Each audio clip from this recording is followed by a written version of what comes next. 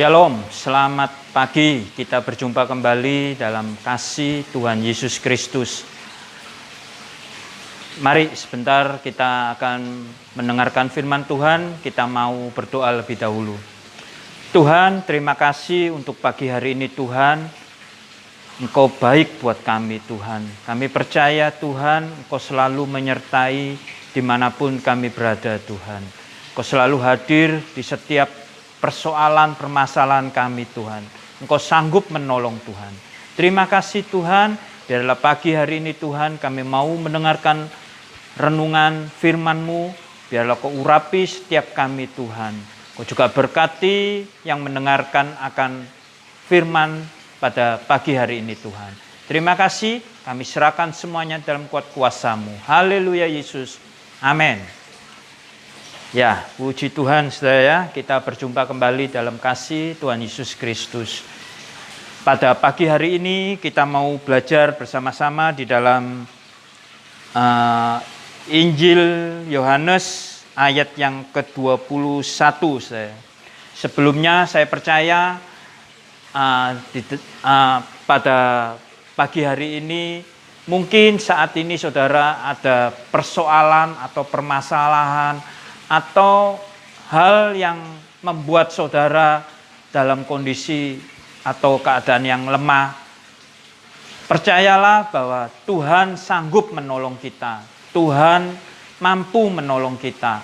Apapun persoalan saudara, percayalah sama Tuhan, selalu berharap, berserah sama Tuhan. Saya percaya kita semua akan diberkati Tuhan luar biasa. Oke saudara, kita mau buka di dalam Yohanes ayat yang ke-21. Saya bacakan ayat pertama. Kemudian Yesus menampakkan diri lagi kepada murid-muridnya di pantai Danau Tiberias dan ia menampakkan diri sebagai berikut. Di pantai itu berkumpullah Simon Petrus, Thomas dan disebut Didimus, Natanael dari Kanaan yang di Galilea, anak-anak Zebedeus dan dua orang muridnya yang lain. Kata Simon Petrus kepada mereka, "Aku pergi menangkap ikan." Kata mereka kepadanya, "Kami pergi juga dengan engkau."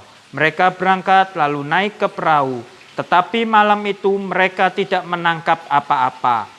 Ketika hari mulai siang, Yesus berdiri di pantai, akan tetapi murid-murid itu tidak tahu bahwa itu adalah Yesus. Kata Yesus kepada mereka, "Hai anak-anak, adakah kamu mempunyai lauk pauk?" Jawab mereka, "Tidak ada." Maka kata Yesus kepada mereka, "Tebarkanlah jalamu di sebelah kanan perahu, maka akan kamu peroleh."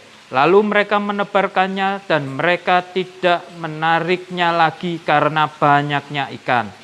Ayat 7, maka murid yang dikasihi Yesus itu berkata kepada Petrus, "Itu Tuhan." Ketika Petrus mendengar bahwa itu adalah Tuhan, maka ia mengenakan pakaiannya sebab ia tidak berpakaian, lalu terjun ke dalam danau. Murid-murid yang lain datang dengan perahu karena mereka tidak jauh dari darat. Hanya kira-kira 200 hasta saja dan mereka menghela jala yang penuh ikan itu. Ketika mereka tiba di darat, mereka melihat api arang di atasnya, ikan dan roti. 10, kata Yesus kepada mereka, "Bawalah beberapa ikan yang baru kamu tangkap itu." Simon Petrus naik ke perahu lalu menghela jala itu ke darat penuh ikan-ikan besar, 153 ekor banyaknya. Dan sekalipun sebanyak itu, jala itu tidak koyak. Kata Yesus kepada mereka, "Marilah dan bersarapanlah." Tidak ada di antara murid-murid itu yang berani bertanya kepadanya, "Siapakah engkau?" Sebab mereka tahu bahwa ia adalah Tuhan. Yesus maju ke depan, mengambil roti dan memberikannya kepada mereka. Demikianlah juga ikan itu. Itulah ketiga kalinya Yesus menampakkan diri kepada murid-muridnya sesudah ia bangkit dari antara orang mati. Amin. Kita mau belajar melalui ayat firman Tuhan ini. Saya percaya ketika saudara mendengarkan firman ini, saudara, ayat ini Ini ketika itu Simon Petrus kehilangan figur dari Tuhan Yesus. Karena sebelum terjadinya ini, Yesus dalam salib saya. Jadi dia tidak ada figur dari Tuhan Yesus. Dia merasa hidupnya hampa. Dia merasa hidupnya kosong saya. Tapi pada saat itu Tuhan menampakkan diri kepada Petrus. Kita mau coba lihat di dalam ayat yang ketiga saya. Kata Simon Petrus kepada mereka, "Aku pergi menangkap ikan." Kata mereka kepadanya, "Kami pergi juga dengan engkau." Mereka berangkat lalu naik ke perahu, tetapi malam itu mereka tidak menangkap apa-apa. Di sini saya, Simon Petrus merasa bahwa dia sudah hebat, dia sudah merasakan ahli dalam menangkap ikan. Karena saudara tahu bahwa Petrus ini sudah bertahun-tahun dia memang hidupnya sebagai penjala ikan. Pasti dia tahu tempat-tempat mana yang ada ikannya, tempat mana yang tidak ada ikannya. Dan setiap nelayan itu pasti kalau menangkap ikan itu kebanyakan malam hari. Ketika malam hari dengan yakin biasanya dia itu pasti mendapatkan ikan. Tetapi malam itu Petrus tidak mendapatkan apa-apa, saudara. Kenapa, saudara? Saya percaya di dalam ayat ini dikatakan karena semua orang seperti saya, saudara, mungkin saya, dalam keadaan tidak ada figur, tidak ada hal yang membuat saudara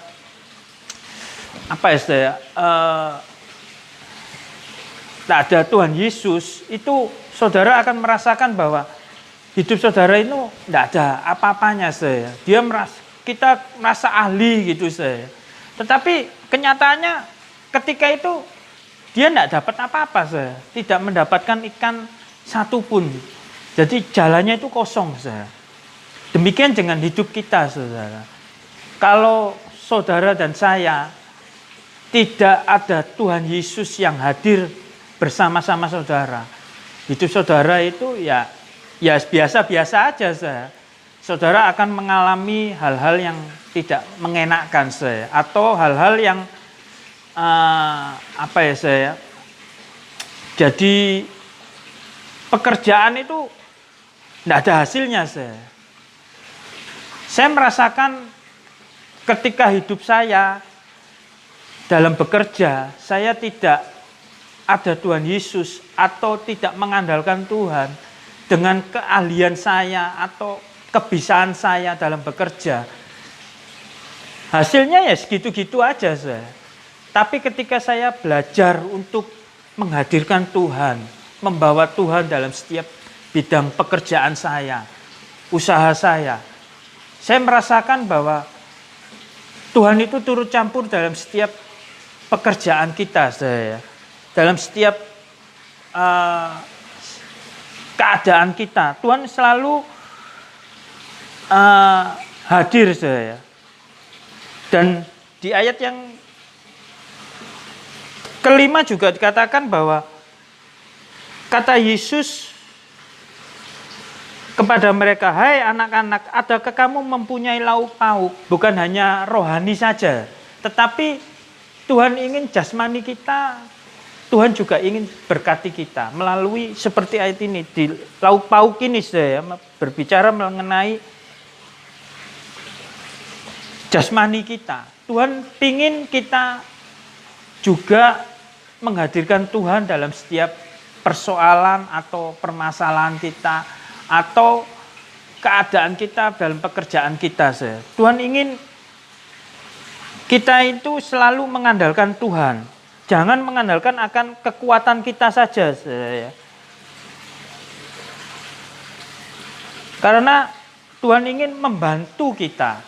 Tuhan ingin dalam segala pekerjaan ataupun keluarga saudara, Tuhan ingin membantu kita. Tuhan ingin hadir bersama-sama kita.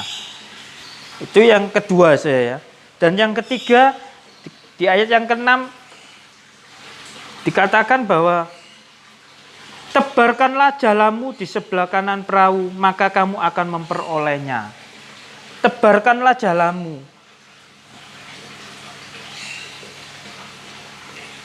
Tuhan ingin bukan hanya logika saja dalam kita bekerja atau keahlian saja yang Tuhan inginkan. Tapi coba kita sama-sama belajar untuk kita menghadirkan Tuhan. Tuhan ingin turut dalam karya atau pekerjaan kita. Jadi apapun yang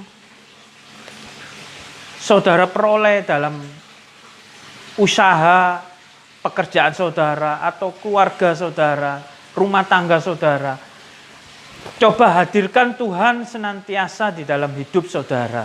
Tuhan ingin bersama-sama dengan kita. Karena itu kita harus selalu mengandalkan Tuhan senantiasa saya. Dan di ayat yang ke-7 dikatakan bahwa maka murid yang dikasihi Yesus itu berkata kepada Petrus, itu Tuhan. Ketika Petrus mendengar bahwa itu adalah Tuhan, maka ia mengenakan pakaiannya, ia tidak berpakaian lalu terjun ke dalam danau. Dia heran, loh itu Tuhan. Jadi Tuhan ingin menolong kita, tetapi murid-murid tidak tahu bahwa itu Tuhan. Tapi ketika murid-murid tahu bahwa itu Tuhan, dia merasakan ada yang menolong, ada yang mendampingi untuk keadaannya, untuk menjalaikan, suruh menebarkan jalannya itu saya. Jadi ketika kita sudah diberkati Tuhan, ketika kita sudah memperoleh pekerjaan dengan baik, keluarga yang baik, biarlah hidup kita tidak menjadi sombong atau hidup kita tidak menjadi yang angkuh saya. Kesombongan itu juga dapat membuat kita jatuh saudara. Jangan, selalu ikutkan Tuhan dalam segala hal. Dalam pekerjaan ataupun dalam rumah tangga saudara. Selalu andalkan Tuhan. Jangan dengan kekuatan kita sendiri. Kita tidak boleh terlalu sombong saya dalam hidup ini. Dan yang kelima, Tuhan ingin katakan dalam ayat yang ke-12, marilah dan bersarapanlah. Tuhan ingin mengajak kita bersukacita. Tuhan ingin bersama-sama dengan kita. Dalam keadaan suka, duka, Tuhan ingin murid-murid ini bisa sama-sama menikmati berkat yang sudah Tuhan beri. Ketika Simon sudah memperoleh ikan yang sangat besar-besar, ikan yang banyak, Tuhan ingin ayo sama-sama, kita makan sama-sama. Kita makan lauk pauk ini dengan sama-sama dengan bersukacita, bergembira. Jadi ketika kehadiran Tuhan itu ada dalam kehidupan kita, Tuhan ingin kita bersama dengan Tuhan boleh menikmati berkat ini. Jadi dalam keadaan apapun, mungkin saat ini saudara dalam persoalan atau permasalahan, dalam pekerjaan saudara, percayalah bahwa Tuhan itu selalu sanggup menolong saudara. Tuhan itu mampu menolong saudara. Jangan pernah khawatir akan Tuhan. Tuhan itu selalu membuat hidup anak-anaknya itu pasti berbahagia, pasti bersukacita. Karena kalau saudara menghadirkan Tuhan senantiasa dalam hidup saudara dan saya merasa bahwa ketika Tuhan itu hadir dalam rumah tangga kita akan merasakan bahwa kebaikan Tuhan itu sungguh luar biasa. Meskipun dalam kondisi saat ini kita tidak bisa bertemu Kita tidak bisa lagi untuk ibadah bersama-sama dalam kondisi saat ini, pandemi ini, saudara. Tetaplah bersukacita. Coba saudara belajar untuk menghadirkan Tuhan. Saya belajar setiap hari, saya mengundang Tuhan untuk bisa hadir dalam hidup saya. Sebelum saya bekerja, saya berdoa, berlutut sama Tuhan, minta pertolongan Tuhan. Kalau saat ini saudara tidak ada pegangan sama sekali dengan Tuhan, saudara akan kecewa, saudara. Apalagi kondisi saat ini, dalam kondisi pandemi ini, pekerjaan, banyak orang yang jatuh semua, saudara ya. Saya punya rekan kerja, dia merasakan, waduh kok sepi usaha saya gini-gini. Banyak saudara yang mengeluh tentang pekerjaan-pekerjaan. Tapi saya puji Tuhan, saudara. Ketika kita menghadirkan Tuhan, ketika Tuhan hadir bersama-sama kita, keadaan kita pasti dirubah oleh Tuhan. Tidak sama dengan orang-orang di luar Tuhan. Kita akan merasakan bahwa Tuhan itu selalu memberi yang terbaik dalam hidup kita. Saya merasakan Tuhan itu sungguh luar biasa. Keadaan apapun, persoalan apapun, dalam rumah tangga pun, Tuhan juga hadir, saudara. Kebahagiaan kita, Tuhan itu selalu menyertai kita. Untuk itu, saudara, pada pagi hari ini, saya ingin kita bersama-sama, kita mau merenungkan akan firman Tuhan ini, saudara. Untuk kita selalu percaya sama Tuhan, mempercayakan hidup kita. Kita tidak lagi, jangan selalu mengandalkan kekuatan kita, saudara. Kalau saudara mengandalkan kekuatan sendiri, saudara akan kecewa, saudara akan lemah. Suatu saat saudara akan merasakan kehampaan. Tetapi belajar, saudara, untuk kita sama-sama mengandalkan Tuhan senantiasa. Coba saudara perhatikan, ketika kita dalam keadaan apapun ya, saudara ya, percayalah bahwa Tuhan itu sanggup menolong saudara. Pasti ada jalan keluar. Mungkin ada persoalan apapun, Tuhan pasti kasih jalan keluar. Tidak sampai kita ini tergeletak. Saya percaya pertolongan Tuhan itu sungguh luar biasa. Untuk saat-saat ini dalam kondisi pandemi ini, selalu saudara ingat Tuhan. Percaya sama Tuhan. Jangan saudara beralih ke hal-hal yang lain atau percaya yang lain-lain saja. Tetap percaya sama Tuhan. Karena saya percaya pertolongan Tuhan itu yang luar biasa, saya. Untuk itu saudara, saya tidak perpanjang lagi. Saya hanya ingatkan, dalam keadaan apapun percayalah sama Tuhan. Selalu berharap sama Tuhan. Jangan sampai kita nanti merasakan kekecewaan, saudara ya. Terus berharap sama Tuhan. Seperti Simon ini, saudara. Dia ketika dia hanya mengandalkan kebisaannya aja, saudara. Dia kecewa, saudara. Menjala semalam-malaman tidak mendapatkan ikan. Tetapi ketika Tuhan hadir kepada Simon, disuruh nebar jala, dapat ikan yang besar-besar. Puji Tuhan, saudara. Demikian juga kita. Ketika saudara menghadirkan Tuhan dalam hidup saudara, dalam keluarga saudara akan berbahagia, hidup saudara akan sejahtera, dan saudara akan diberkati bersama-sama dengan Tuhan. Saya ingin kita pada pagi hari ini, kita sama-sama selalu mengandalkan Tuhan.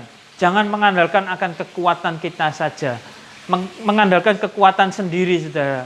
Apalagi kita mengandalkan akan orang lain, saudara. Saudara akan merasakan kekecewaan, saudara. Saudara akan merasakan pasti kecewa, saudara ya.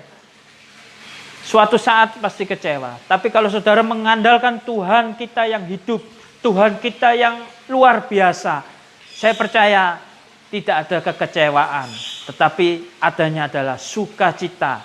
Kita akan memperoleh sukacita. Kita diajak makan bersama-sama dengan Tuhan. Menikmati berkat-berkat yang Tuhan berikan dengan sukacita. Amin saudara ya. Untuk itu saudara, ayo kita mau berdoa pada pagi hari ini saudara ya. Kita merenungkan akan kebaikan Tuhan. Kita merenungkan akan karunia yang sudah Tuhan beri. Apa yang sudah Tuhan kerjakan dalam hidup saudara. Nikmati senantiasa. Saya percaya apapun persoalan saudara, apapun permasalahan saudara, Tuhan turut campur. Tuhan sanggup menolong. Tuhan akan memberikan semua jalan keluar. Apapun persoalan saudara, percayalah pada pagi hari ini. Tuhan sanggup menolong saudara. Tuhan akan memberikan jalan keluar. Mungkin saat ini ada yang sakit, Tuhan akan berikan kesembuhan. Mungkin saat ini saudara butuh pekerjaan, Tuhan akan beri pekerjaan yang baik. Mungkin dalam keluarga saudara saat ini ada permasalahan, Tuhan akan berikan jalan keluar. Percayalah sama Tuhan. Jangan berhenti percaya sama Tuhan. Jangan berhenti berharap sama Tuhan. Saya merasakan bahwa kebaikan Tuhan itu sungguh luar biasa dalam hidup ini, saudara ya. Oh, terima kasih Tuhan, terima kasih. Tuhan, kami bersyukur Tuhan, kalau pagi hari ini Tuhan, kami boleh mendengarkan firman-Mu Tuhan. Kami boleh mendengarkan renungan-Mu pada pagi hari ini Tuhan. Kami merasakan Tuhan, Engkau begitu baik buat kami Tuhan. Tanpa Engkau Tuhan kami tidak akan bisa berjalan dengan baik Tuhan. Kami perlu Engkau senantiasa Tuhan. Dalam keadaan saat ini, dalam pandemi ini Tuhan, kami perlu Engkau. Biarlah Engkau selalu hadir bersama-sama dengan kami Tuhan. Untuk menolong setiap langkah hidup kami. Sertai kami senantiasa ya Bapa. Tuhan, terima kasih Tuhan, terima kasih Tuhan. Kami serahkan semuanya ini dalam kuat kuasa-Mu. Haleluya Yesus, haleluya. Amin.